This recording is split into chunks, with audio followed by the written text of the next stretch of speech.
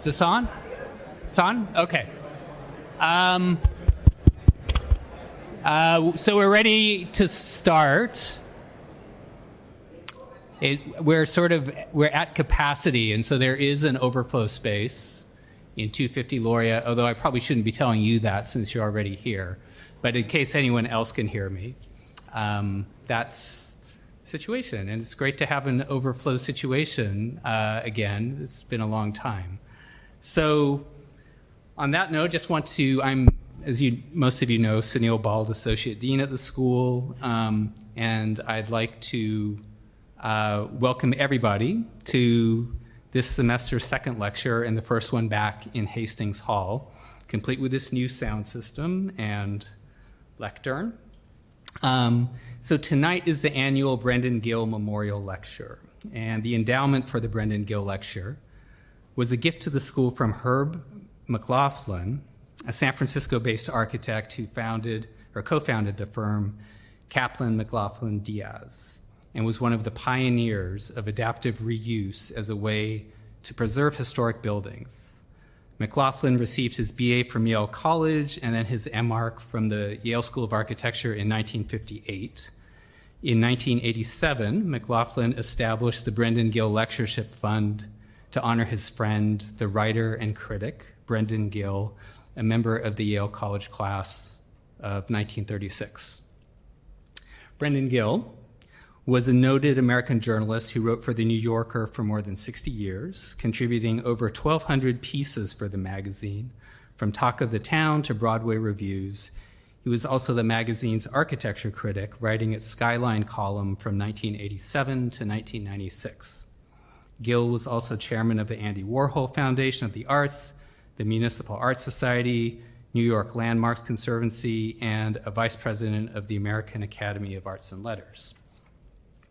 McLaughlin's instructions were that the Brendan Gill Memorial Lecture be given each year by a noted architectural critic. Over the years, the lecture has been given by Joshua Jelly Shapiro, Kate Wagner, Alexandra Lang, Kathleen McGigan, and Christopher Hawthorne, among many others over the years. Tonight, it's an honor to add Deyan Sudjic to the list. Deyan is a British writer and critic and former director of the Design Museum in London. He has been the architecture critic for The Observer and has multiple publications. He was the co-founder for the architecture magazine Blueprint and the editor of Domus from 2000 to 2004. Deyan has also taught at a variety of institutions, including serving as Dean of Faculty of Art, Design, and Architecture, we were just speaking about this, at Kingston University, and as a visiting professor of the Royal College of Art. He was the director of the Venice Architecture Biennale in 2002. He's author of many books, including The Language of Things, The Edifice Complex, The Language of Cities, and his newest book, Stalin's Architect, Power and Survival in Moscow, that came out earlier this year. On a personal note, I'm particularly thrilled to have Deyan here with us this evening.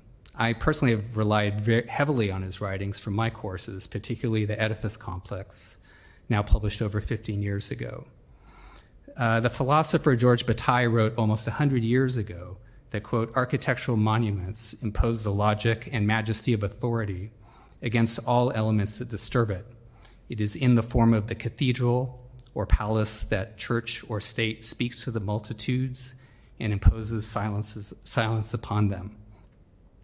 In his writing, Deyan has taken these entanglements of architecture and mechanisms of power to task, exploring how the DNA of ideologies of authority and capital reveal themselves in built form.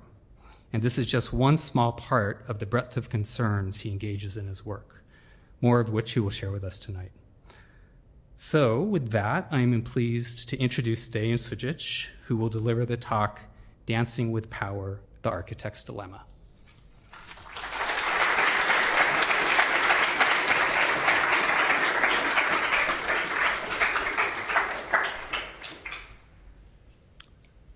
Thank you, and thank you for coming on this beautiful fall afternoon.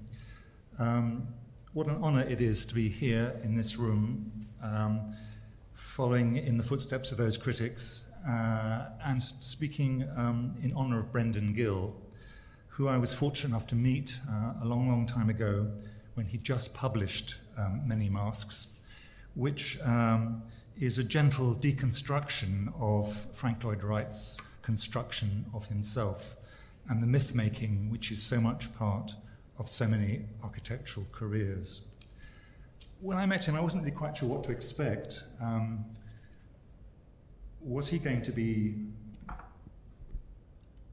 the archetypal architecture critic as portrayed in the movie version of The Fountainhead, Ellsworth M. Toohey, one of the great stage villains of movie history, a critic who could have careers trashed by dictating copy from his bath while smoking a cigarette through a long holder? In fact, no, Brendan was not like that at all. He had something that I think I shared, which was that sense of hoping to be able to write about architecture for people who are not architects. What architecture does is far too important, I think, to leave only to architects. And of course, it's important to strike that balance between the two. My career started as studying architecture, but I realized quite early on that it was my duty never to build anything to save the world from some dubious buildings. But I was lucky enough to spend my career looking at architecture and talking about it. Very early on, I was working for the Times in London and sub-editor in the days when such things still existed, or such people still existed, suggested that I should never use the word fenestration when window was perfectly good. And I think that was advice which Brendan, I think, also always followed. So we're talking today about the way that architects dance with power. Frank Lloyd Wright actually was a very good dancer. He managed throughout his career to have the better of most of his confrontations.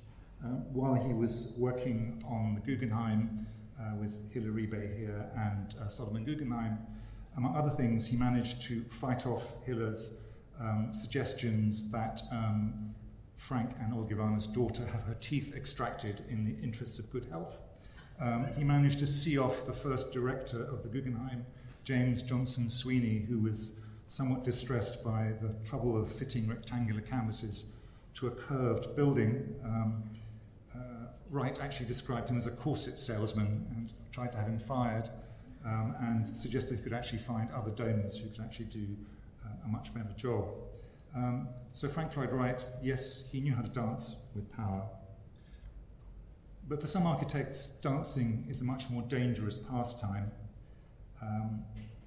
I found myself in Moscow in 2008 after I'd finished writing The Edifice Complex, and I found myself at this building. Note the Mercedes star rotating on top of the building. At that time, it's been removed since, but this was the moment when capitalism had triumphed in Moscow, and the Mercedes stars right across the Moscow River from the Kremlin, as if in mockery for the red stars of socialism. This is the house on the embankment, the subject of Yuri Trifonov's great novel, also the extraordinary subject of Yuri Slezkin's great book, The House of Government, which uses this building to really deal with the biography of the Soviet Union and communism. In its day, it was known as the House of Preliminary Detention. This is where the Soviet elite lived, including its architect, Boris Yofan, the subject of my book. There are about 2,000 people living in its peak. Of those 2,800 were arrested during the purges in the 1930s by Stalin, and 300 of those were killed. So architecture in these circumstances is a dangerous activity. But it also, when I was thinking about what I wanted to do with this subject, I also found a line from George Orwell, who is not a secular saint, but I think does offer some valuable insights into many things. And he wrote an essay in 1946, which was called The Suppression of Literature, in which he suggested that some arts, or half arts, as he described architecture, how wounding is that, might actually flourish under authoritarianism, but as he put it, for the writer, the only choice is silence or death. I was lucky enough to be invited into the building by Jofan's family. This is a photograph which I found inside his apartment, which hadn't really been touched since his death in 1976. Boris is in the foreground with the open-neck white shirt, looking out from the balcony of his apartment towards the Moscow River, and beyond that towards the site of the construction of the largest project he undertook, the Palace of the Soviets, which was never completed. And in his apartment, it really felt like nothing had been touched since 1976. His dusty papers were inadequately protected from an attempt to restore the kitchen and install a new bathroom. It was full of his boxes and his papers. It really felt like a metaphor for the collapse of the entire Soviet system, which in a way it was. And you can see in this image his books, his mementos. On the bookshelf there's a bronze of his wife Olga Sasso-Rufa, an extraordinary half-Italian, half-Russian princess. And you will see also in the foreground that plaster bust, a maquette of a project which he did manage to build, which was the so-called statue of Joe the Worker. This is Queens in 1939, the Soviet pavilion under construction. The worker was fabricated in steel in Moscow, shipped across the Atlantic, and installed on an epic scale. I just wanted to know more about this individual, this life, the things that his career forced him to do, the compromises he made, the way that he actually managed to outlive Stalin, that he lived from 1891 to 1976, which is a long life in terms of the Soviet Union of that time. A dedicated communist who joined the party actually in Italy when he was a student in Rome, returned to the Soviet Union in 1924 and got so close to the heart of power that he really was Stalin's architect. He was born in Odessa in 1891, Baruch Solomovich Jofan, to Jewish parents. He changed his name to Boris early on and never was an observant Jew. Odessa, in those days, was an extraordinary place. The Potemkin Steps, named after the film, at the top of which you see this image of Duc de Richelieu, who was the first governor of Odessa. Odessa's history, in its current state, begins in 1799, when Catherine the Great's army, led by Spanish and French mercenaries, seized what was a small Ottoman fortress from the Turks and declared it an open city, a city in which civic authority was somehow subcontracted from the Russian state to recruiting an entire new population. It was open to Jews from throughout the Russian Empire who were able to practice any profession they wanted to there, which was quite unlike the situation in the ghettos in most of the Russian Empire. And so it grew really, really quickly. By 1890, it was about 500,000 people, a third Jewish, a third Russian, a third other nationalities. And in its early days, it was quite extraordinary. They had Italian street signs at the beginning for those who couldn't read Cyrillic. They had an opera house that was built before they built an Orthodox cathedral. It was a place which really felt more like Shanghai or Hong Kong in the colonial period, an island of cosmopolitan culture in the middle of a very different culture. This is where Jofan was born in 1891. His Soviet official biography suggests that his father was a hotel porter, but I suspect that was a proletarization of his biography, judging by the apartment building in which he was born and lived till he went off to St. Petersburg. This was full of professors and academics. It was a rather different life than the suggestion that he was the son of a hotel porter. Fascinating building in view of the architecture that Jofan later developed. If you see the Atlantes, the two figures around the entrance, I suspect that left a mark on the young architect, because the use of the human figure really became something that distinguished his work. This is the second opera house in Odessa. The first one in neoclassical style burnt down. This was designed by Furler and Helmer, the Viennese firm which mass-produced opera houses throughout the Austro-Hungarian Empire and beyond. There's something so poignant about all these images, of course, because we now see them on the news surrounded by sandbags, protecting them from Russian bombardment. And this was the art school in Odessa, which Joffan and his brother Dmitri, also an architect, attended, designed by an Italian, Francesco Morandi, who appointed a fellow Italian, Luigi Iorini, as its professor. He brought him from Milan, and they managed to get a complete set of plaster casts of the plaster casts from the Brera in Milan. So classicism was very much in the air. Joffan's elder brother Dmitri studied in St. Petersburg at the Imperial School of Architecture, and in 1912 won a competition to build the St. Petersburg branch of the Bank of Russia, which Joffan journeyed from Odessa and joined his brother and worked on this project to see it completed. Unfortunately, however, he wasn't able to study at St. Petersburg, which had by this stage imposed Jewish quotas on Jewish students. So, like many Russian Jews, he had to go abroad to study architecture. And Moshe Ginsburg went to Milan. Joffan went to Rome, where the extraordinary Victor Emmanuel monument was still not finished. It was designed by Sacconi, based on the altar of Pergamon image, which I think reoccurs throughout Joffan's career, and it's the bottom of the Palace of the Soviets, one can see. But Joffan was a student at the Istituto Superiore delle Belle Arti. He was a student of Manfredo Manfredi, Gaetano Koch, and Pio Piccentini, who were actually working on completing this project in his time.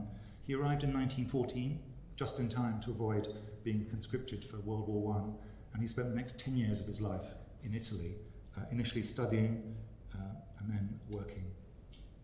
This was one of his first projects when he was a student. Strong memory of the Palladianism of St. Petersburg, which he just left behind. And it's fascinating how much drawings reveal.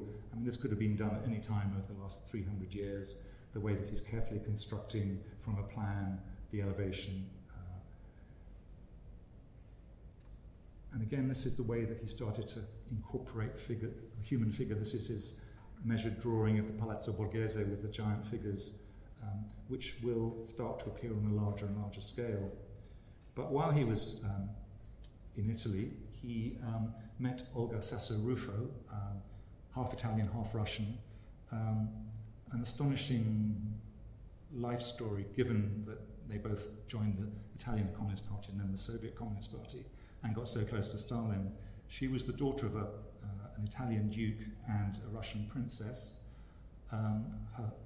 This is her first husband, who was a Tsarist cavalry officer. They divorced by the time that Joffan arrived in Italy, and she was living in Narni, a town an hour outside Rome, which became a center for Russian exiles. But her sister also stayed in Russia and married the Tsar's nephew, and eventually, after the revolution, was rescued from the Crimea by a British warship after the Tsar and his family were killed. And she spent the rest of her life in Britain. He went to work for Armando Brassini. Joffan was smart enough not to actually appear in too many photographs with Stalin. This was his boss next to Mussolini in the grey overcoat. Brassini, actually rather a gifted architect also, is wearing the black shirt uniform immediately to Mussolini's left and is demonstrating the finer points of his plan for a bridge across the Tiber in Rome, which actually was built. But by 1924, when Mussolini had come to power, Joffan, who by this stage had joined the Italian Communist Party, taken part actually in its foundation, had allowed the house that he shared with Olga in Narni to be used as the base for Lenin's agents in Italy, who were busy agitating against the Socialist Party, to meet with Togliatti and Gramsci, the founders of the Italian Communist Party. And the house was actually under surveillance by the Italian secret police. When the black shirts came to power, they actually invaded the house, smashed up the living room, threatened to throw Jofen out of the window. So it did seem time to move on. But they had a very privileged return to the Soviet Union. Alexey Reichoff, this gentleman with the beard in his study in the Kremlin, was in fact Lenin's immediate successor. After Lenin's death, Stalin had not yet consolidated his grip on power, and Reichoff was a compromise candidate between the left and the right factions within the Central Committee of the Politburo. He had a weak heart, and he was sent by the regime to recuperate in Italy. And Jofen, as a reliable communist, speaking both Italian and Russian, was deputed to take him on a tour of Italy. They became close friends, and Reichoff persuaded Jofen that it was time to return to Moscow, pointing out that with the new economic plan, the famines were more or less over, the civil war had ended, and it was time to start reconstruction, and Jofen would be just the person, as a foreign-trained expert, just the person to return home and help. So they took that decision. It must have been very difficult for Olga, because she knew that returning to the Soviet Union, her family could never be spoken of again, and she would have to actually alter her life story to avoid public acknowledgement of her class background. But she did. So the first project that Jofen worked on was a village built to accommodate the workers for a new power station being built in the Donbass in Luhansk. And this is from his sketchbook, which I was lucky enough to find. There's a collector in London has much of this material. And he obviously took with him what he'd seen in Italy to create a Mediterranean-like garden city for about 2,000 workers, which was built between 24 and 25 and 26. This is actually an area of Ukraine which is now being fought over as we speak. This power station is in the middle of the fighting. But Jofen quickly returned to Moscow. Reichoff introduced him to all the most important people, including the former Comintern agent who was the dean of the Agricultural University in Moscow, for which Jofen built this structure, showing very much traces of the kind of rational Italian work that he started to see before he left Italy. And one could say this part of Jofen's career was trying a range of architectural languages. This was a moment when constructivism was at its peak, when the Soviet Union was at its most experimental. And yet, as Lenin's influence waned and Stalin came to power, it would be replaced by a search for what Stalin saw as a language of architecture which was more understandable by the masses. So Jofen did this project. He also worked on the Varvika Sanatorium just outside Moscow. When Frank Lloyd Wright came to see this in 1937, he told Jofen that it was one of the best things he'd seen, as good as anything in America, and designed for the people's use, which was a somewhat naive idea about what the Soviet Union was like at the time. This was for the elite only, and in fact, it's actually where Jofen himself spent his last days, dying in 1976. Reichoff's days in power were numbered. He would actually be executed by Stalin in 1938. But before all that happened, he managed to give Jofen the largest commission that was executed of his career, the house on the embankment, 500 apartments, a department store, a cinema, a shooting range, restaurants, hairdressers, an island of, one could say, a megastructure in the middle of Moscow of privilege of a kind which the rest of the Soviet people could never experience. It was wildly over budget. It caught fire halfway through construction. The head of the fire brigade was actually shot for sabotage, for not putting the fire out fast enough, but it was finished. And it was perhaps the last, one could see, I think here, the beginnings of full-blown classicism within a constructivist cage that you see here. And then, when that was finished, Johann, as architects always do, had to look around for the next big job. And that's where Stalin turned out to be very helpful. This is the Cathedral of Christ the Saviour in 1931. It was built in the Tsarist period to celebrate and give thanks for Russian victory over Napoleon's invading armies. It took a long time to finish it, 1880s, but it was for many years the largest structure in Moscow, the largest church, not in Russia, but certainly within Moscow. And for an avowedly atheist regime, it seemed like a symbol of something that had to go. Stalin actually did have it dynamited. This was no mean undertaking, actually. It took 5 months, 2,000 workers, 200 horses, and a light railway to cart everything away. For a long time, there were bits of sculpture hanging around in the street. It was just the most extraordinary sign of how the erasure of a building can be used to demonstrate, well, first of all, that the Soviet system was there to stay, to mark the transfer of the capital from St. Petersburg, where it had been in Tsarist times, to Moscow. And what Stalin wanted for this site was a physical manifestation of the new regime, of his triumph, of the Soviet system's triumph, the so-called Palace of the Soviets, the project that was going to be the world's tallest building, which was never completed. Here you can see construction starting. Across the river is the house on the embankment where Johann lived. And this is a building for which Johann gave 25 years of his life, which was not the building that he'd originally designed, which associated him so much with Stalin that once Stalin's regime was over and Khrushchev had come to power, Khrushchev not only disapproved of Stalin's politics, but also his architecture. And Khrushchev had the foundations turned into a gigantic open-air swimming pool. Fantastic, particularly in winter when it was heated, clouds of steam.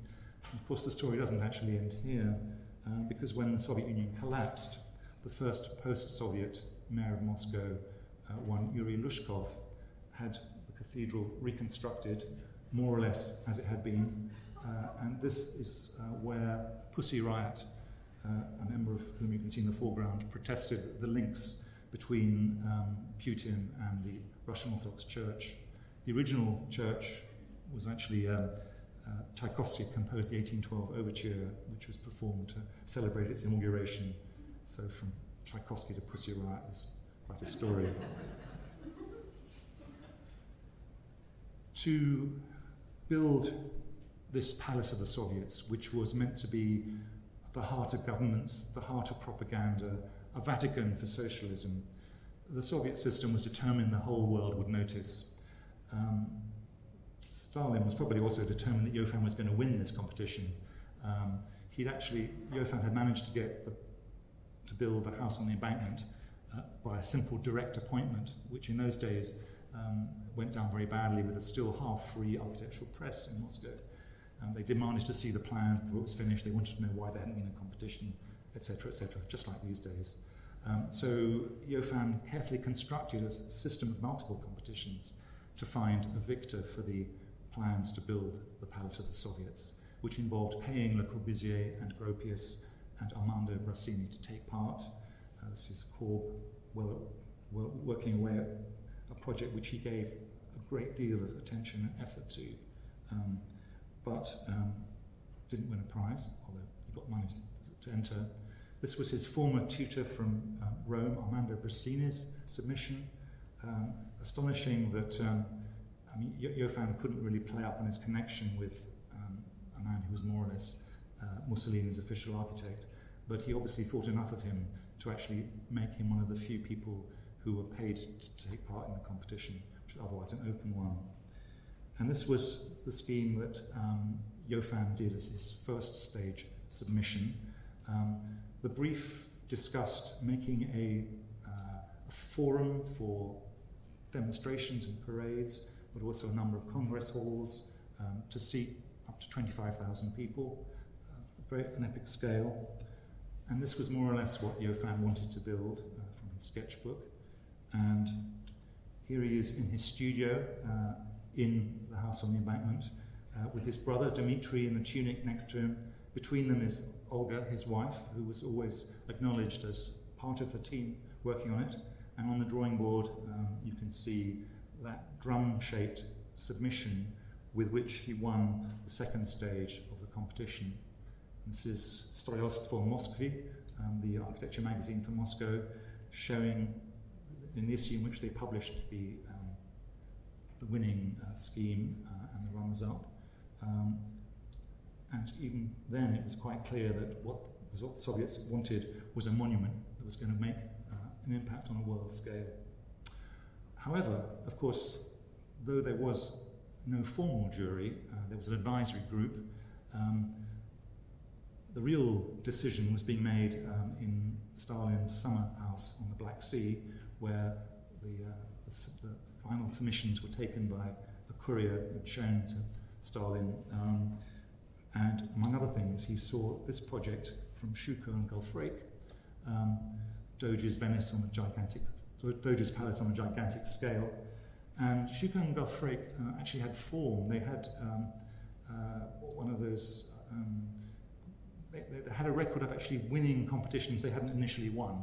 So, for example, they built the Maxim Gorky Theatre in Rostov-on-Don, even though it was a competition which somebody else had won. They got to build the Lenin Library in Moscow in similar circumstances. So they knew how to play politics within Moscow. They had a direct line to Maxim Gorky, so they were able to show this to Stalin. And Stalin said, right, Johann has won, but I want him to work with them.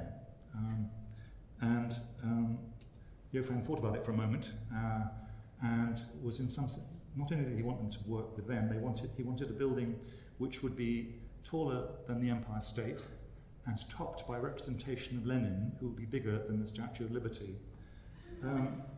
Johann kind of despaired.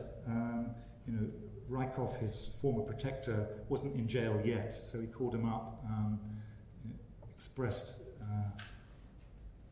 that sense of being forced to do something he didn't want to do. He described the building as looking like a fully extended telescope.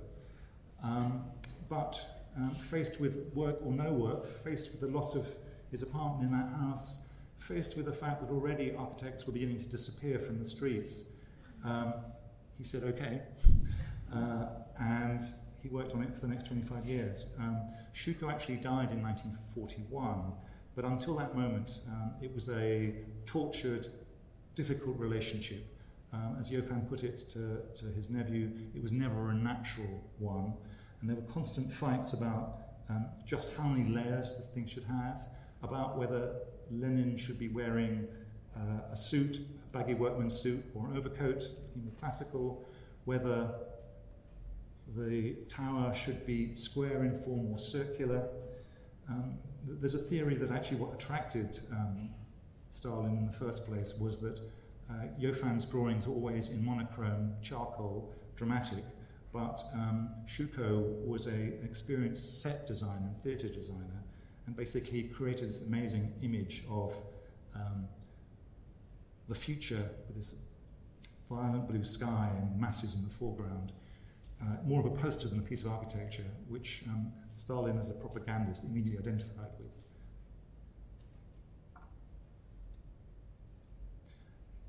There's something about an architect's sketchbook which is kind of irresistible. You can hide behind typing or words, but a sketchbook really shows what's going on in somebody's mind.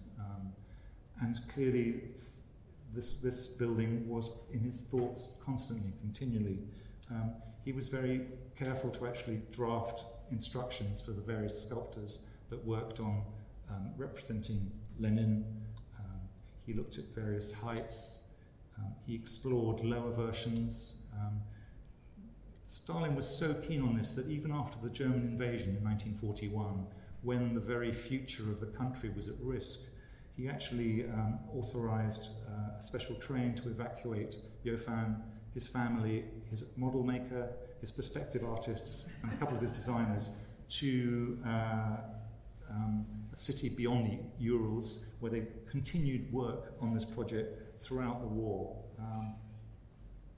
And the iconography changed as time went on. The first versions were about the triumph of socialism, looking at precursors from Newton and the early socialists. After the war had started, of course, the themes became much more to do with Soviet victory in the Great Patriotic War. After the war, Stalin sort of began to lose interest. He got interested in the idea of creating a ring of skyscrapers for Moscow, none of which would have been quite as tall as the Palace of the Soviets. But Yofan's office was also in charge for a while of drafting those. And of course, it would have had a massive impact on the whole of the city. The plans were in place to bodily shift the Pushkin Museum out of the way. It was going to be put on rollers and moved 100 yards back to create that space around the tower. But the fact is that the Soviets knew they hadn't the faintest idea how to build such a thing. It would demand steel, which was not Soviet expertise. So like everything else, the Soviets went off to find out how to do it in New York. Yofan had actually already met Wallace Harrison. Wallace Harrison and Roxy Rothafel, who was working on Radio City in 1931, came to Moscow. They met Yofan. They went to see the house on the embankment. They looked at the auditorium. And when Yofan and his co-architects, Schuker and Goffrey, went on their fact-finding tour of America in 33 and 34, they met Harrison again. They had a tour of the Rockefeller building, which was well underway by that stage, and it left a mark on Yofan's own architecture. But Harrison wasn't the only one. But I think there are fascinating parallels between Yofan's career becoming too close to Stalin and Harrison doing rather better after the relationship with Nelson Rockefeller. But the other person that Yofan met in New York was Harvey Wiley Corbett, who was building the Metropolitan Life building. This was the full version of it, which was deliberately designed to be taller than the Empire State. They only got as far as the 30th floor or so, which is actually there now. But you can see something of what Yofan was trying to build in Moscow with this image. And those Soviet and American links were fascinating and deep.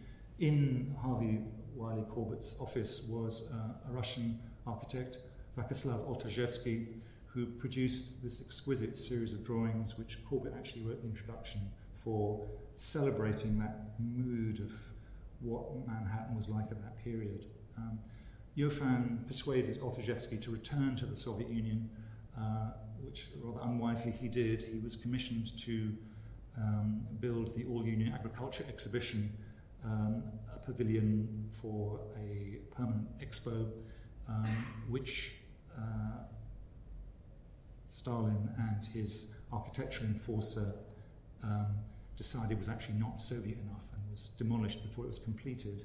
An act of most direct kind of architectural criticism, one might say. And Oltazhevsky spent the next 6 years in a labor camp. But Yofan did really well out of the trip to America, changed his architecture. It also got him the chance to buy a Buick and ship it home. Here it is in Moscow. It's the car that he drove Frank Lloyd Wright in 1937 to go and look at Varvika. And he was obviously fascinated by his car. Look at these fascinating sketches of the steering wheel, the door handle, the cross-section through the door panels, meanwhile also thinking about the Palace of the Soviets. Fascinating. The next thing that Yofan built was he won a competition to build the Soviet pavilion at the Paris World's Fair of 1937. And he worked with a different artist from the sculptor who'd been working on Lenin for the Palace of the Soviets, or for his later collaboration in New York. This was a project done by Vera Mukina, a feisty Russian artist who'd actually trained in Paris. She moved from Cubism towards socialist realism in a way which echoed very much Jofan's own transition from semi-constructivism to classicism. And this is the most famous architectural confrontation of the 20th century. On one side is Speer's pavilion for Germany. On the other is the Soviet pavilion with the worker and the peasant girl, this fascinating, gigantic steel sculpture, actually, again, based on classical precedents. And again, the dance that the architect plays with the powerful. Again, Jofan is fortunate not to have been photographed in this way. Hitler, alarmingly, I suppose, sometimes one thinks that architecture is used as an arm of statecraft, that Hitler had Speer design the chancellery in Berlin in 1938 as a deliberate stage set with which, as Hitler put it, I want to impress the leaders of smaller European powers. And that's exactly how the building was planned. Endless corridors, endless passages, gigantic scales. And this is where the president of the Czechoslovak Republic actually went in 1938 to plead for a stay of the invasion that Hitler was planning. He had a heart attack in Hitler's study, signed the paper and saw his country dismembered. But the alarming possibility with Hitler is, of course, that actually what he really wanted was power to build, not to use buildings to attain power, but to attain power so that he could realise that dream of Germania, rebuilding of Berlin, realise the gigantic art museum he wanted to build to celebrate his parents and for his mausoleum in Linz. Stalin wanted to use his buildings to show that he was the architect of socialism. This was painted in 1941, but you can see in the background an image of the worker and peasant on the pavilion in Paris, and in the foreground some of the architectural works built around the Moscow-Volga Canal, which was supposedly one of socialism's great triumphs. It was built using forced labour.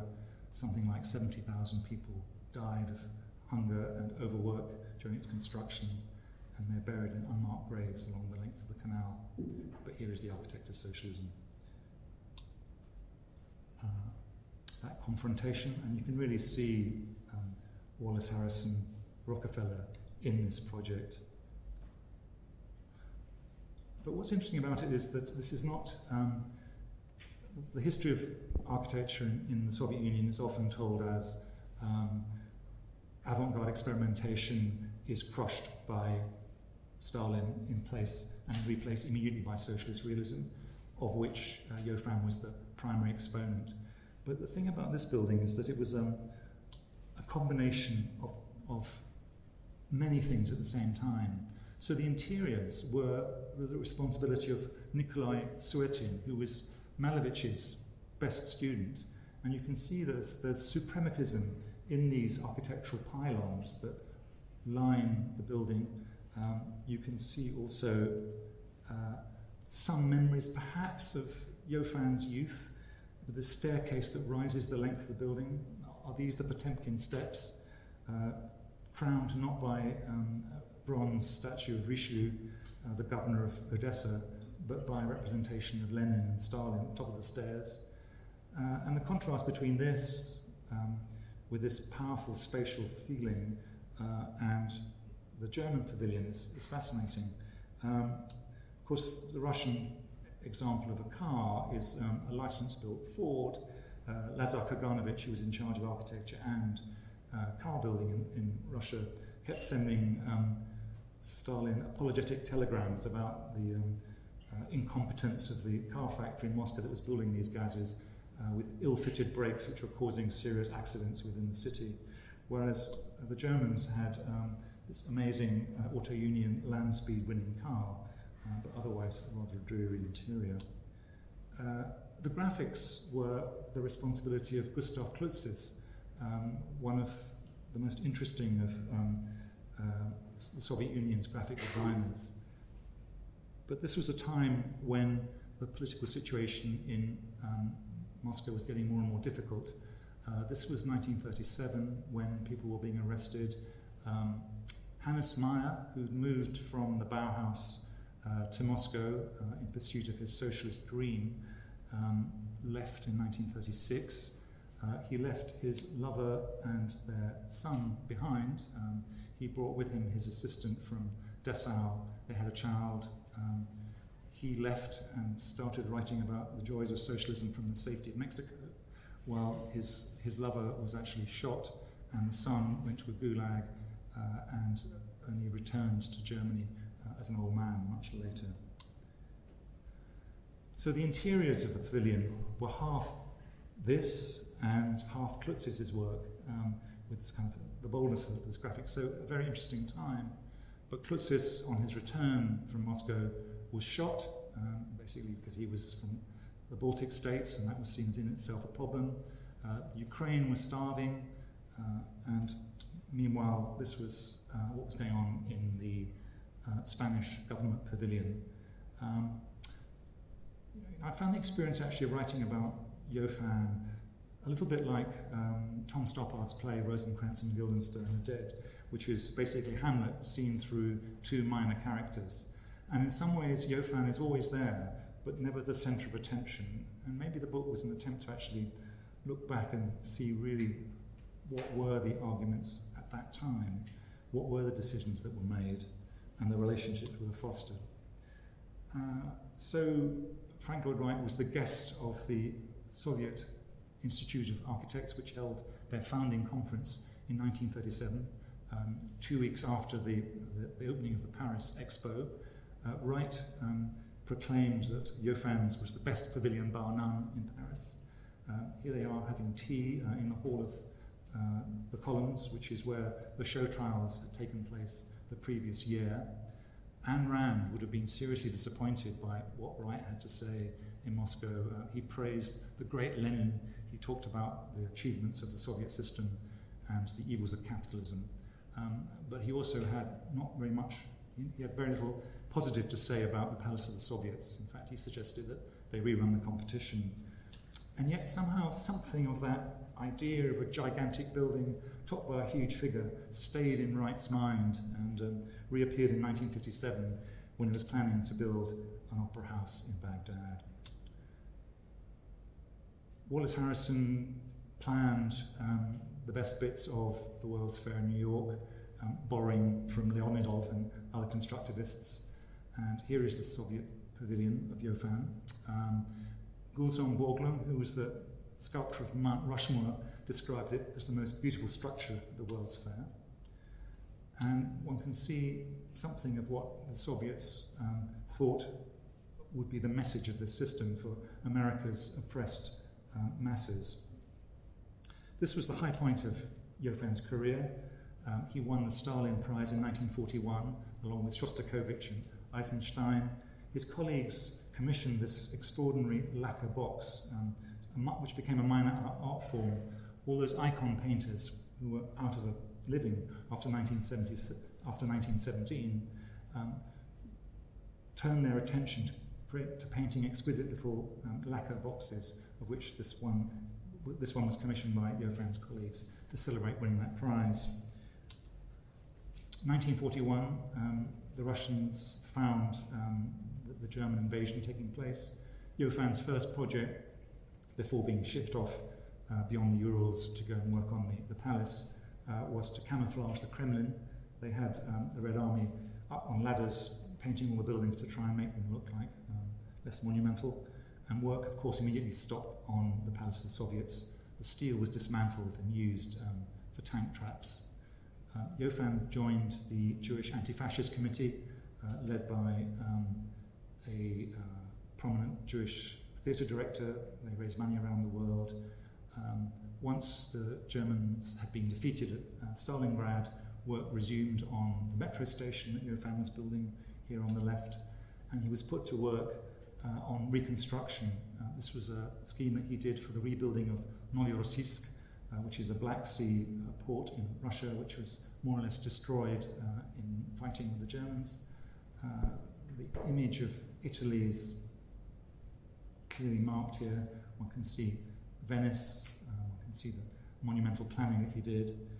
And the height of his career after the war was commissioned to build Moscow University.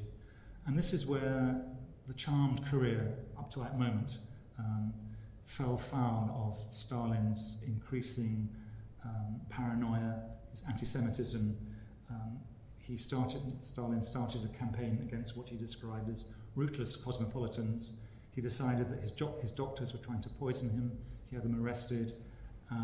Solomon Michaels, who was the leader of the Jewish Anti-Fascist Committee and had won a Stalin Prize, was murdered by the secret police, but it was covered up. He got a state funeral, but the people that actually killed him got medals for it. Yofan managed to avoid being imprisoned, but he was removed from the Moscow University project. It went to Lev Rudnev, who basically built the same design, to build it really quickly. It's possible also that people had lost faith in their confidence in actually being able to build on this kind of scale. Whatever, he spent 10 years really at a crisis in his career, unable to work, too associated with the old regime, unable to kind of make the leap. But finally, after Khrushchev had moved on, he found himself working within the modernist tradition. Classicism was seen as being too expensive for the Soviet system to afford. Prefabrication started, and this early sketch for a scheme of high-rise housing in Moscow was actually built. Still fascinated by cars, as you can see in the lower left corner. And towards the end of his days, he endlessly hoped to find a way to reuse the statue of the worker and the peasant, which was the last drawing he was working on till his death in 1976. So, what a career. A gifted architect who sacrificed his reputation for becoming too close to power. And one can see other architects have also had that. This is Rem Koolhaas in the days when he still had hair. In the phase of writing Delirious Manhattan, talking to Wallace Harrison, who ended up building this, and of course Koolhaas built that. And it's something which goes on, and here is Philip Johnson, who thought that Donald Trump was a genius, and Donald Trump thought that Philip Johnson was a genius.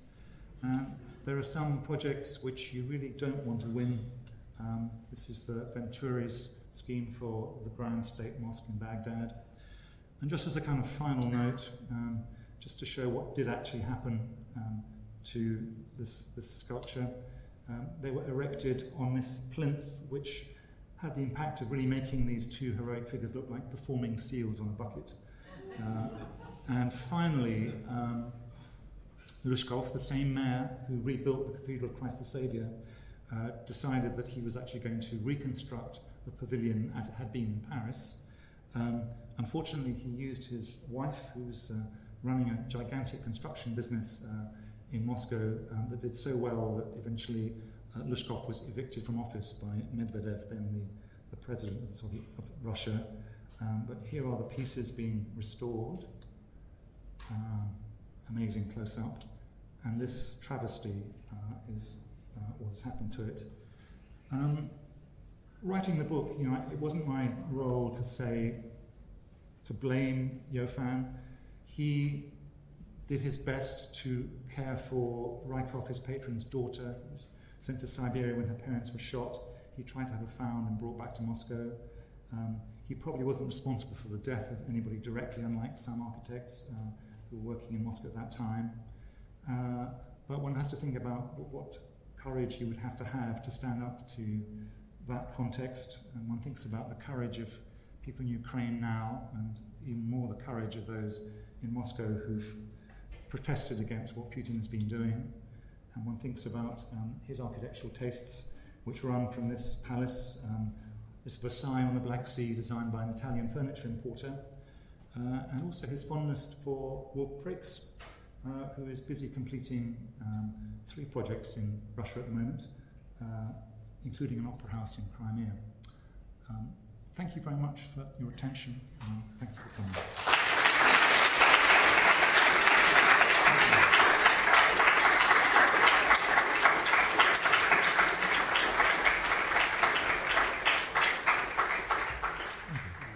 Would you take some questions? Of course, yeah. Okay. Questions?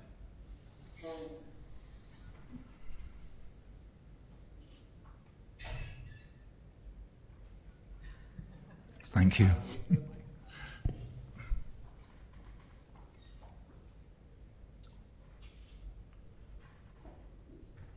Thank you for a terrific lecture. How would you compare Joffan's enthusiasm for socialism with his enthusiasm for architecture? I suppose he saw his role as an architect as literally building socialism. The trouble is that the buildings he was constructing weren't really for egalitarian ends. One of the more distressing features of the Soviet Union's system was how many of its most odious people, Felix Dzerzhinsky, who started what became the KGB, Lavrentiy Beria, who actually built the Moscow University with German prisoners of war, were extremely interested in architecture.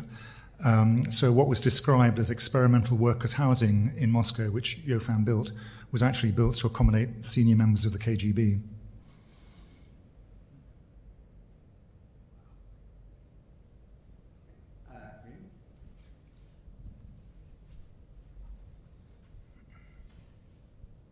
Thank you for your lecture.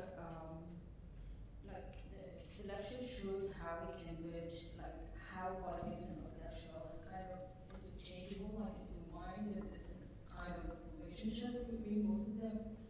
But I was wondering how much agency do architects have toward the Russia that they get in authoritarian context. Let's say getting a permission in one of the countries, like a Western company saying, oh, we can export some of the Western liberal ideas in this context. But how much agency do they really have? One analogy is always between film and architecture, and one is never quite sure whether the architect is, well, one can say a film director and an architect have certain things in common, that they both need to assemble a creative idea. They need to have the sense of enough authority to persuade a film crew and set builders or a construction site to give them the idea that they know what they're doing. But is the architect actually the film director or the movie star, which in some cases they are? Or are they the script writer, doomed to have their script rewritten and rewritten and rewritten till it becomes meaningless? But to look at your question a little differently, I think you're suggesting that architecture itself can convey political values. And I'm not sure that one can say that. There's always been a kind of simplification that suggests that somehow Bauhaus flat roofs were a symbol of progressive politics. It's certainly something which the Nazis suggested. They called the Wiesenhof-Siedlung in Stuttgart Arab town, for example. But I don't think there's any connection between a political position and the architectural language. I mean, Philip Johnson was no Democrat when he introduced Mies to America. But you can't. There are certain signs that work. So very large buildings, staircases are ways in which people are made to feel small and other people are made to feel powerful. So that's a signal, and that can be used in many circumstances. Or national signals are there. My family come from what was once called Yugoslavia, and you could see in the lead up to the Civil War competitive church building. Catholics built modernist churches. The Serbs built Neo-Byzantine Orthodox churches. The material that buildings are made of is somehow significant. It's But when Scotland built itself a parliament, it went out of its way to choose Enric Miralles to design it as a Catalan, a signal about a small country wanting to say something about itself. And there was some charmingly innocent idea that somehow politics would become less vicious if only they didn't have the confrontational seating pattern of the Westminster Parliament with opposed benches and a half circle. Well, the furniture's not enough to make politicians behave better to each other. And you can also see how the meanings of some buildings changes so radically. Think about Louis Khan in what is now Bangladesh. What was built as a symbol of authority from Pakistan in general has become embraced as a symbol of Bangladeshi nationhood.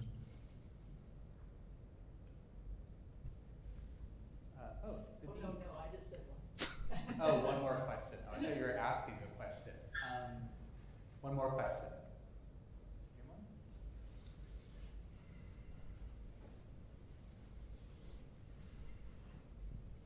Thank you for your lecture. Was there ever a sense that he was possibly delaying the design or the project, not maybe deliberately, but kind of? That it was kind of not the commission he wanted, and maybe he was really aware of the political context and life of it potentially. Clearly, he had a survivor's instinct. A lot of people around him were executed or imprisoned.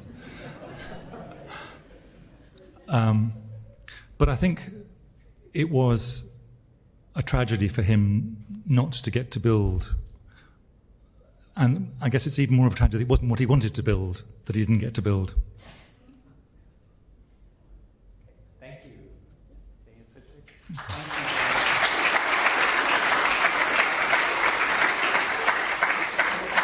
Announcement about a cocktail, which I hope you will get a kick out of.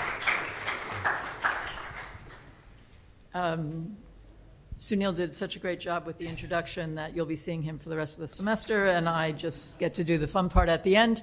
Not only is tonight our first night back in Hastings Hall, but it's also the first night of the return of Andrew Benner, architect's greatest mixologist.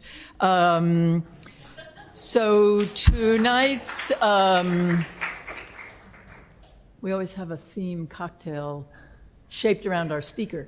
And tonight's beverage builds upon a cocktail called the Skyscraper, which is a mixture of bourbon and cranberry juice. We are making appropriately our version more glassy, so to speak, substituting an unaged whiskey, which is clear, and a white cranberry juice, which is clear, and then serving it in a long, tall highball glass in your honor. And Andrew has christened it simply the Edifice. So we will go up to the gallery on the second floor where you can chat with Deyan and we can all enjoy a drink. Thank you.